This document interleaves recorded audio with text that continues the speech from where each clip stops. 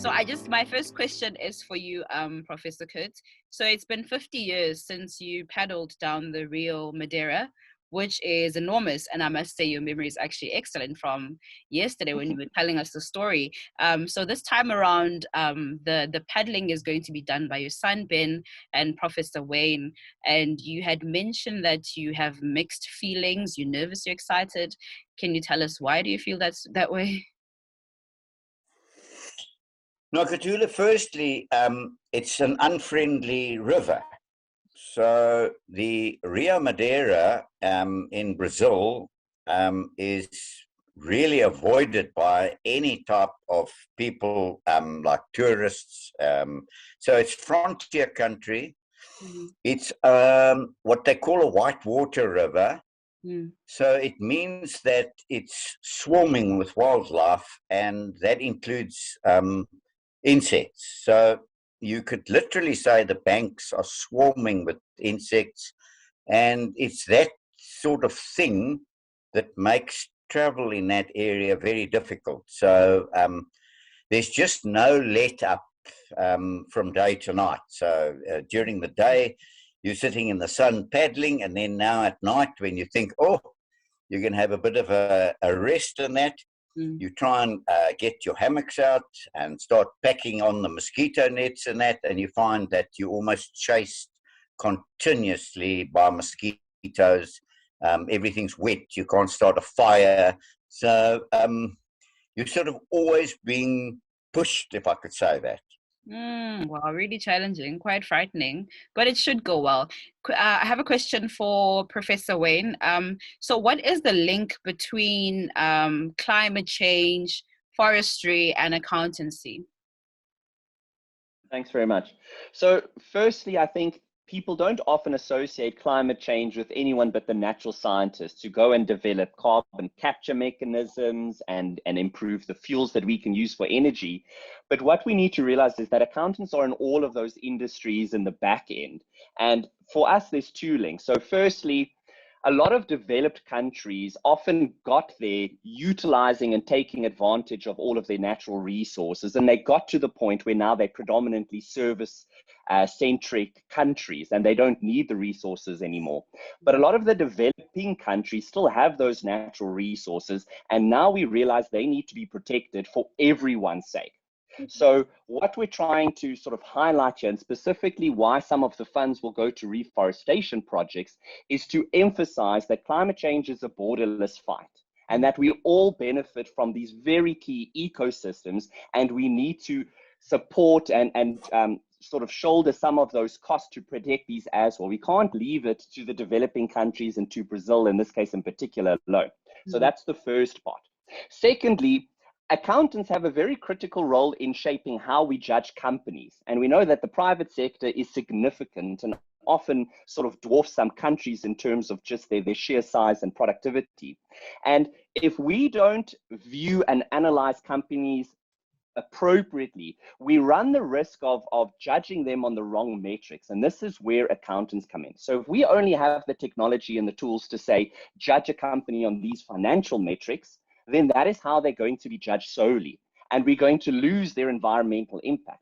And so you run the risk of having one company that's got a horrible environmental impact, but because it's not trying to be sustainable, it's got massive profits. And from an accounting perspective, it looks like a good company.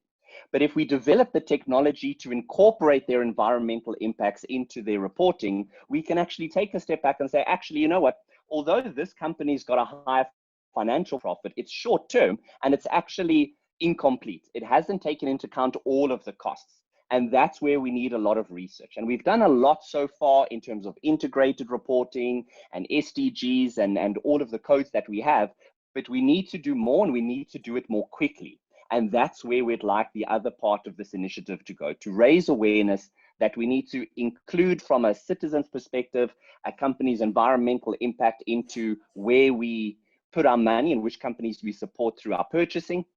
And from the accounting industry to start paving the way for when these technologies do exist, that the companies are ready and willing to adopt them and start including this in their corporate reports and being held accountable for the environmental impact. That's quite mind-blowing. And I do know that you are at Wits and you are a CA by profession. So how did the relationship between the University of Witwatersrand and SAICA formed? So I'll start off here and say, so Wits University School of Accountancy is accredited to produce chartered or to train students to become chartered accountants. So how it works is you do your degree, you complete what's called your theory of certificate in accounting. Let's just check. At CTA, I've used the abbreviation for so long, I've forgotten the full word. And then the students go into practice and start getting on-the-job training, which we call articles. And once they've completed that, and at minimum it takes about 7 years, then they can register to become chartered accountants. And so Wits' School of Accountancy and SAICA have a very close relationship, because obviously we're producing the students that will ultimately become chartered accountants. We're accredited by them, and we also get supported by them. And then Kurt, I'm not sure if you would like to bring in how you fit into Wits and the School of Accountancy here, because it's a very interesting story. Okay. Nokatula, it was a battle, I must tell you this. You know why it was a battle? I sort of thought, listen, my personal destiny of doing this 50 years later, oh, it's very romantic and all that kind of thing. But I've also been involved in reforestation projects, interested in climate change. And I thought to myself, how the hang can I make this trip a little bit more than just about my destiny? And I thought to myself, you know, if there's one group of people who are at the center of corporate power, they've got money, they've got brains, they've got strategic skills. I thought, what about if we could rope the accountancy profession into climate change type activities? Wow. And then started the battle, because I then approached SAICA, and we had many months of negotiation and sort of dancing around and trying to feel out what we were going to do.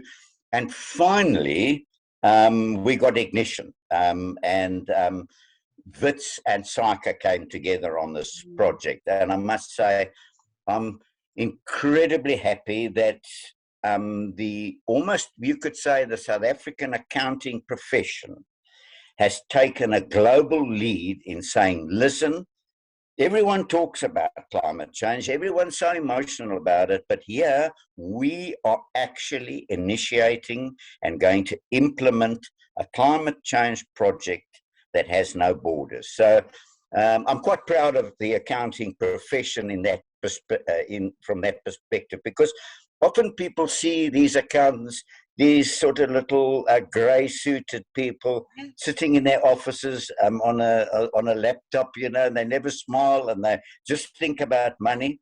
But at least this demonstrates that the accountancy profession is really locked into the future welfare of our planet. So we hope we make a small difference. You know, what we're doing is a drop in the ocean, but I think it all helps. Absolutely. And you've created such an amazing legacy, Professor Kurt. Tell me, you did mention that accountants are the center of our economy, of our progress as a country. How can accountancy help assist the world? You know what, Nakatulu? They, being at the center of power, control to a large extent what companies do. And one of the things companies are moving towards is changing the way they report their activities and changing the way they feel about their responsibilities.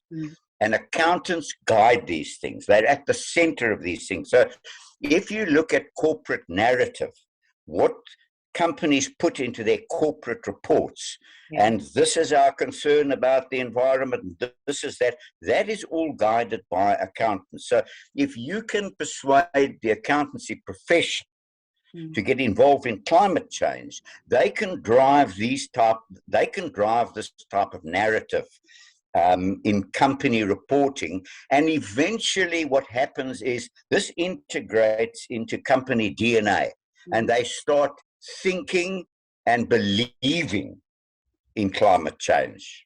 Makes sense. Makes a lot of sense. Very So positive. it's going to it takes time, and nothing's quick. And as you know, companies want to make profits, so they sort of got to be interested in things like social responsibilities, Correct. but they got to balance this with keeping the old shareholders happy, and it's a difficult balance, you know.